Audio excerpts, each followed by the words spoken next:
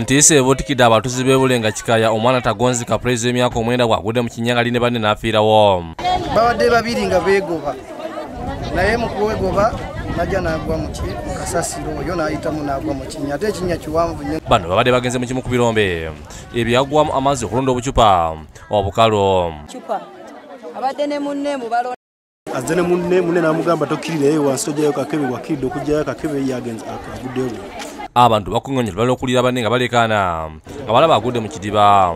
Bakizibe abantu abaana babeere safe naye kati buli muntu atya omwana we okugenda mu kirombe. Omwana ono wafiiridde kinnya nampi ne poliisi y'ekika kyokka bw'eyitiddwa lemereddwa okujja omulamu gw'omwana ono n'esalawo etumye poliisi yazimya moto ebayambeko.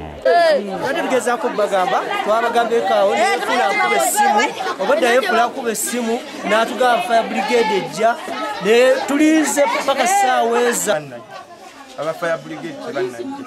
Abatuuze balabye tetuuka ne beekolamu omulimu ne baka mu kidiba ne bagugjayo. Abatuuze olugiye omulamu bagaanye poliisi okukwata ku ne bakutwala bulamala mu maka agabakadde wakati mu kukinja abantu ababagoberedde.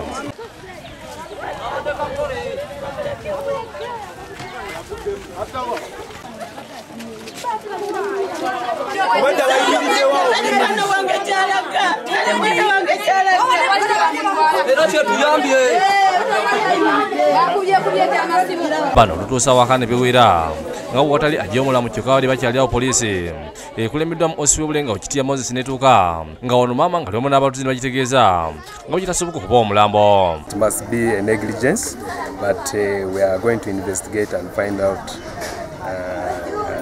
the truth about the matter. Motesi Betty ategeeza nga babadde ku mulimu ne bamukubira essimu nti mwalayo mulwadde nnyo era n'asitukira mu kyokka kikwedeko okusanga nga mufu wajjo. ngamba jangu omwana alwadde. Baga kimuti mulwadde. Kitaawe w'omugenzi Mwanje Geoffrey asibye abakulembeze b'ekitundu okubayambako okubenya ebisimamu amayinja okubiziba nti bifuse butiro olw'abantu babiri abakafiiramu. Atubuulire lwaki ekinnya ekyo takiziba ate nga oba bw'abanga takizibye ateekewo security emala ku kinnya ekyo. Ate ssentebe w'ekyalo Lwamala Pada asaasidde nnyo ab'Enganda ez'omwana n'ategeeza nti ye ng'owa LC ne bannannyini ttaka eryo nga bali mu nteekateeka ey'okuziba ebinnya. Ekinnya ekyo kituufu kiruddemu kuba baali basimamu amayinja ne tubayimiriza nga kyabulabe. Kati bannannyini kyo abaagulawo babadde bagezaako okujja nga bakifiiringa mpola mpola.